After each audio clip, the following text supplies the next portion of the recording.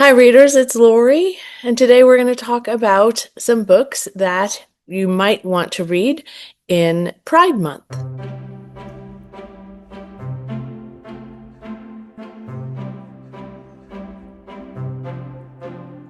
Thanks for joining me today, and I'm so happy to bring some of these titles forward to you during the month of showing our pride for all people who are LGBTQIA plus or queer or gay, however you use that language. These books all have a gay character in them. I'm just going to go with gay because it's easier for me. And I, for some reason, don't love the word queer. I don't know why. I guess because it has a different connotation to it. So it's just never been my thing. I usually use LGBTQIA plus. However, today, for these purposes, let's just simplify it. These are books that I've read in the past, and I think I've read all of these. There's none that I haven't. Well, no, that's not true. There's one that I haven't read on this stack, but you'll find out why in a minute. So let's start with one of my all-time favorites, but an older title and one I don't think gets enough conversation. Tell the Wolves I'm Home by Carol Rifka Brunt. This one is one that stayed with me all this time. I don't know why I haven't reread it. I do want to reread it and see if it means as much to me now as it did then, but I do remember just feeling all of the things you could feel about this novel. So this one is set in the 80s, so it's probably considered historical fiction at this point, and it's about a young girl whose name is June. June lives with her parents. She has an older sister, but her older sister has gone off somewhere else to live, and she doesn't see her very often. But she's very close to her uncle Finn. She sees him all the time. He's an artist. They make art together. He spends lots of time with her, and he's just like her brother, essentially. In fact, when I was thinking about this book to bring it forward to you, I thought it was her brother until I reread the synopsis. So there you go. But Finn dies suddenly, and he dies in her mind suddenly. He dies of an illness that he's had for a really long time that her mother will not speak of. So you get the sense right away that he's died from AIDS. So not long after that, she receives something in the mail from someone she doesn't know, and it's a teapot, as I remember, from Finn's collection of things, and someone sends it to her, and his name is let's see. Oh, also she notices him looking at her and watching her, and then she receives the package after that. Toby is the stranger, and Toby in the package asks her if it would be okay if they met. And she does agree, but she doesn't tell her parents that she is meeting with him. And she discovers that Toby was very important to her Uncle Finn and that they had been in a relationship for a really long time. That's all I'm going to tell you. That's all the synopsis tells you. But I will say that this was an absolutely incredible novel. And this was her debut novel. And this is the only novel that I can find listed that she has written. I wish she would write something more.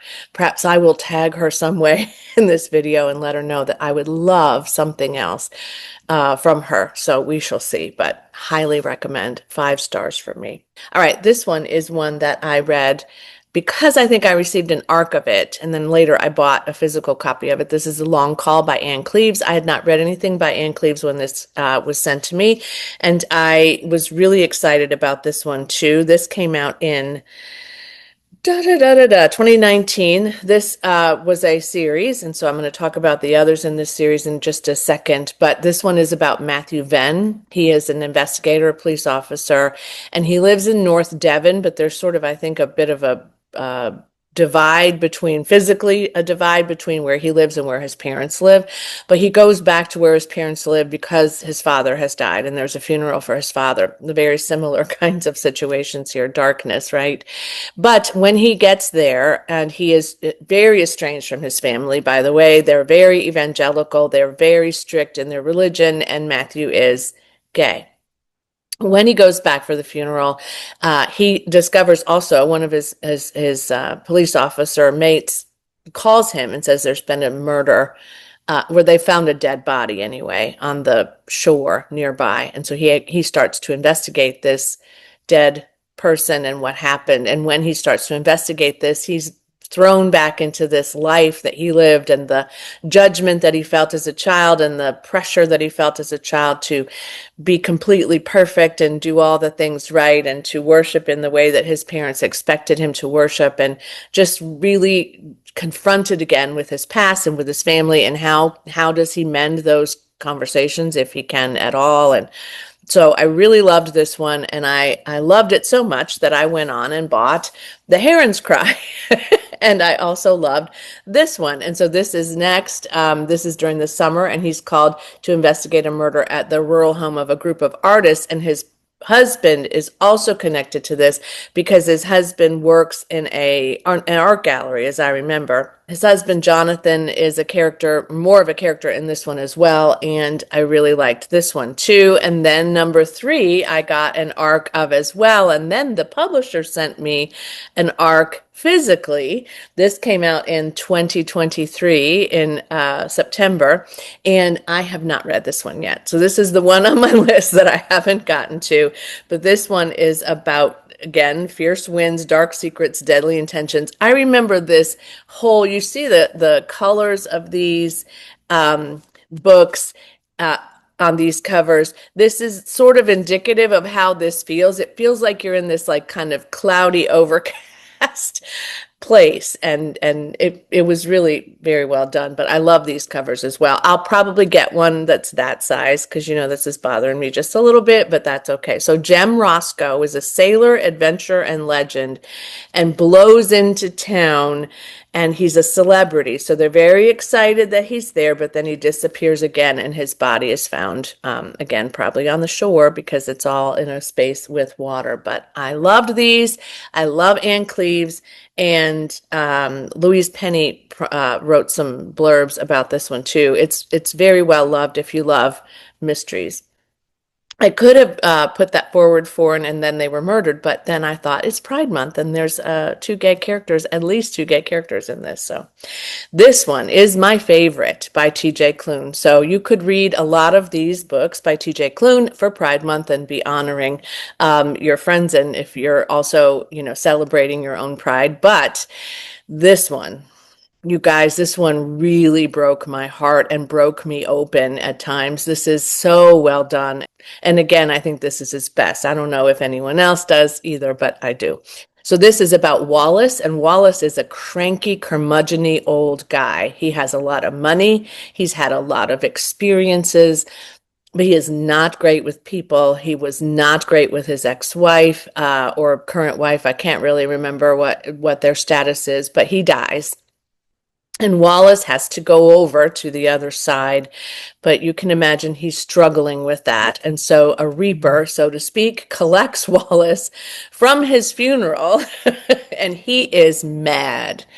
He's even madder than he's been mad in his life on Earth. And so he has to adjust to this. And she brings him to this, I think it's a tea shop. And he has a man named Hugo who is assigned to help him cross over. And so he and Hugo become acquainted. And there are also some other characters, one of which I absolutely adore. An older man who's been there for a long time. And there's a dog, I think, in this one too. I don't think it was a cat. I think it was a dog, but maybe it was an animal. So this is good for people who love animals as well. I'm not going to tell you anything about what happens in this book except to say this is a beautifully written ride, and it is so stunningly emotionally charged in a way that I loved. I wasn't sad about the fact that I was crying more than once. I just loved it. Absolutely loved it. V. Schwab said this is simply perfect, and I would agree. I'm going to agree with that. These are all pretty dark now that I think about it. I've been in a dark place, maybe. No, I really haven't, but dark reading for sure. The next one is one I read a while ago. This is Razorblade Tears by S.A. Cosby. As I am filming this today, I am eagerly anticipating the shipment of his newest book that I'm so excited to read, and I brought that forward in my most anticipated for June, but this is the first one of his that I read. He's written about, I don't know, five, six, maybe seven books. Pretty popular, very violent. This one and the second one that I read, which was All the Sinners Bleed, very physically violent. In fact, a friend of mine, Andy, and I talked about this, and she said it's just too much for her. It's just too much gore and violence, and I get it. It's not for everybody. So that's your sensitivity warning for the day. So this one is about Ike Randolph, and Ike Randolph has a son as well who's married to a man, and he's not particularly accepting of that relationship either. And then one day gets a call that his son has been killed, and so has his husband. So his son is Isaiah, and his husband was Derek. And he's devastated by the loss of his son, Isaiah. And then he sets out to try to find out what happened because he feels like the police are not as caring about this as he is. And he also partners with another man who is his Isaiah's husband's dad. And so they connect with each other, and in their grief, they are very, very determined to find out what happens. But also, Ike is black, and Derek's father is white, and he's a bit he's a little insensitive to race and ethnicity and belonging, and he's very sensitive. As much as Ike is bothered by the fact that his son is gay, Isaiah's dad is even more upset by that. So this one was really well done. I really enjoyed it a lot more than I thought I would enjoy it. I gave this one and All the Sinners Bleed 4 stars, so that means I like them a lot. And I really am waiting for, I think it's King of Ashes is the next one that's coming out, which is more of like a Godfather Mafia-esque kind of situation, which I love too. But I highly recommend these if you can stomach some of the descriptions of the violence that occurs, especially in the second one. It was really even darker than this one. And then the last one is a little more uplifting, Killers of a Certain Age by Deanna Rayburn. This is the first in this series about these women who were killers, trained assassins at one time in their lives, and now they're older and they're retiring from that work. But are they really retiring from that work? And so something happens. They're on a cruise and they're celebrating their retirement, and they're kind of pulled back in by some circumstances that occur on this cruise ship. The reason I bring this forward is because one of these women is gay, and there is some discomfort for her around being open about that as an older woman, which I can really, relate to. And I have a lot of friends who really were much older than me, and there were so many stories about the challenges of coming out years ago. And I have to say they were very supportive of me, and they were very helpful for me as I was, really exploring how I was going to be in the world and who I was going to tell and those kinds of things. It's a process, let me just say. So one of the reasons I bring this forward is because it's lighter and you needed something light, and then also because they do have this one character, and her wife doesn't know what she does. And so that it's really quite something too. And I've also read the second book in this series, and I believe there's going to be another one as well. But I think I enjoyed this one a little bit more than the second one. Let me tell you for sure, because I don't remember what I rated it, even though I read this. Did I read this year? All right, so I gave this one 3 stars. I really enjoyed it. The second one is Kills Well with Others, and I gave that one 4 stars. So I liked it slightly more than I liked this one. But this is solid, good. I really recommend both of those. And like I said, I think she's going to have another one. Let me see if it's listed yet. She has another series that is the Veronica Speedwell series. She also has the Lady Julia Green series. I have not read or even looked at any of those, but I don't yet see another Killers title listed. But she's a very busy woman. Let me just say, I'm still scrolling down. So if you are committed to this author, you're going to be on a wild ride of reading for sure. Thanks so much for joining me today. Happy Pride Month to those of you for whom this is something that you celebrate. For those of you that are not, but are supporting me in this video and others as well, and these authors, thank you for joining and being here in this space. I would love to know if you have read any of these books or if you have other books to recommend to me and to others that you think would be something that they would enjoy during this time and about this topic. There's lots of nonfiction